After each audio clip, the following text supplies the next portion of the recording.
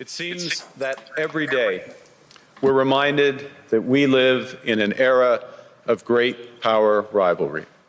Hello, everyone. I'm so glad you are here.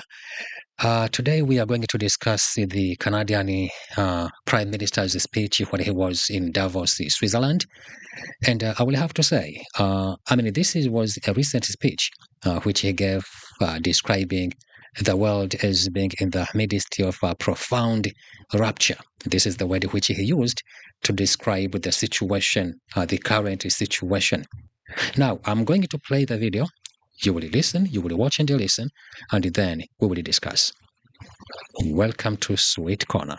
It seems that every day we're reminded that we live in an era of great power rivalry, that the rules-based order is fading, that the strong can do what they can and the weak must suffer what they must.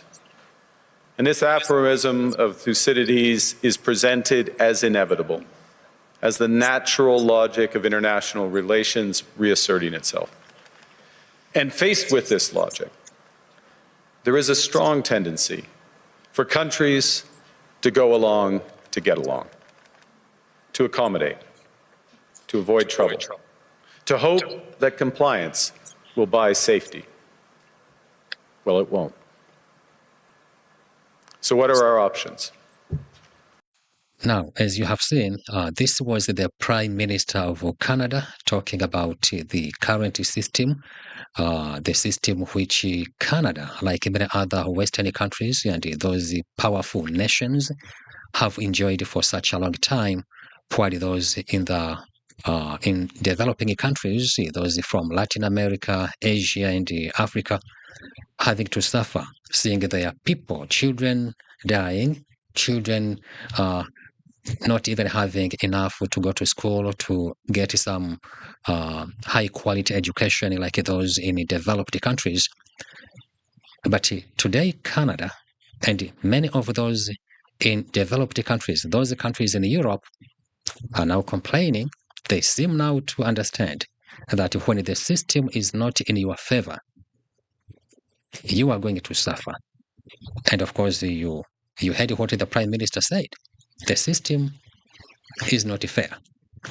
Not exactly the word he used, but you understand. Now, let's continue watching the Prime Minister. So what are our options?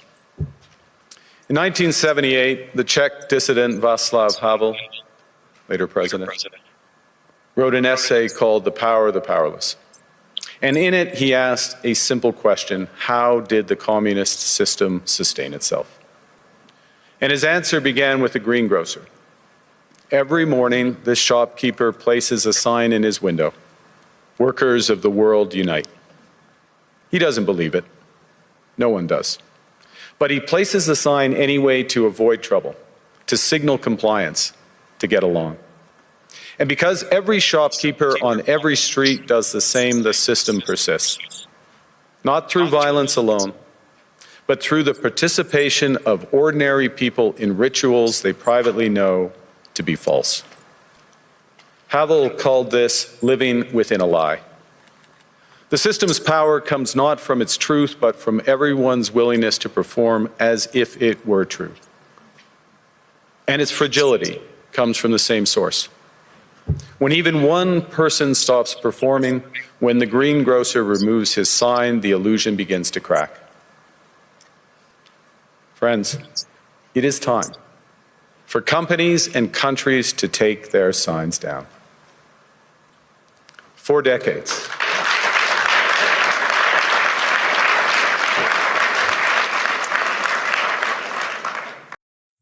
Yeah, there you have it. The Prime Minister of Canada saying the system, those who have been putting the sign on their windows, now it's time to take them down. And Canada, as you know, has been enjoying the system for all of this time.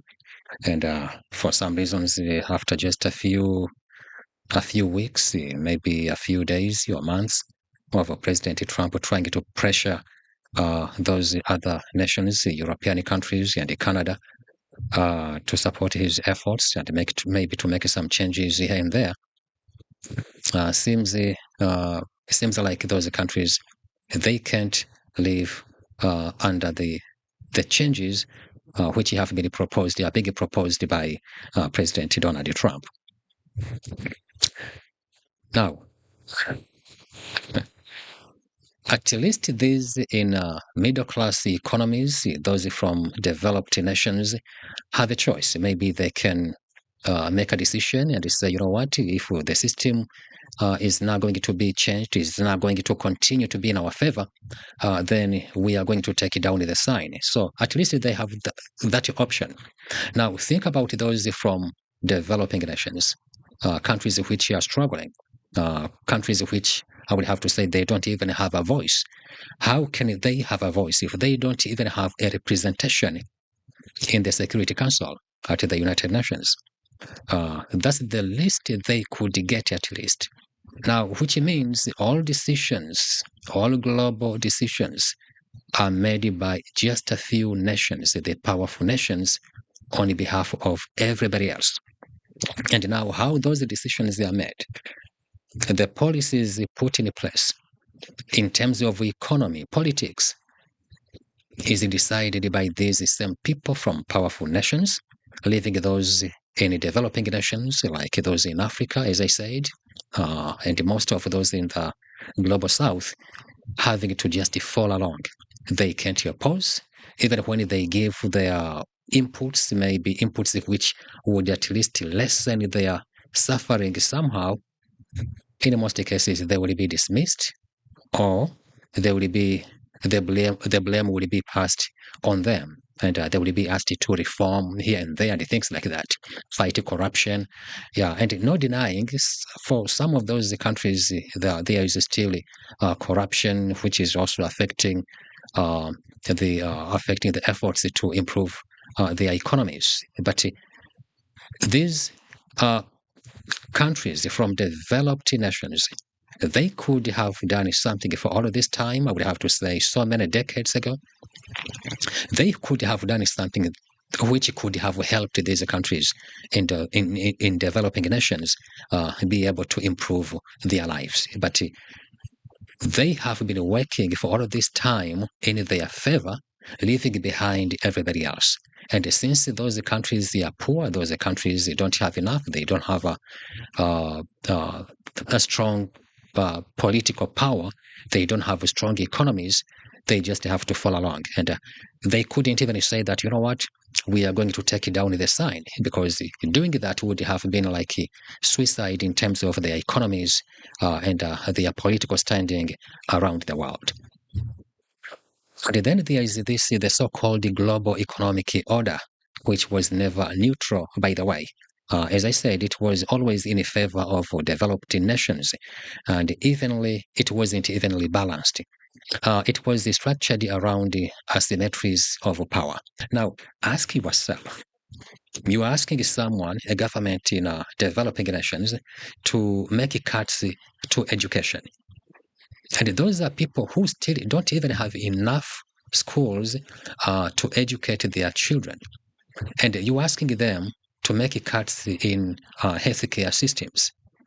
They don't even have enough hospitals. Maybe they don't even have enough doctors, nurses to provide those services. But you are asking them to make some adjustments, to make cuts, while these people in developed nations enjoying the system, everything being done in their favor. And you see their economies blooming and their education improving. And some of them will even come on the TV and start like putting down those in developing nations as if those people, they are lazy, they don't know what they are doing, they need to organize themselves and things like that. Of course, there are some things in those countries in developing nations which needed to change for sure. Corruption being one of them.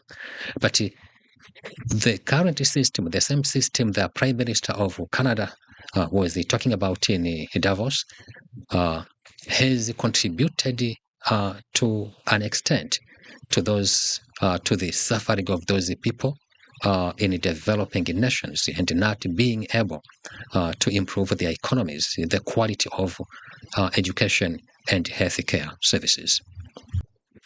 Now, before we conclude, let's watch again the Prime Minister of Canada and see what he had to say.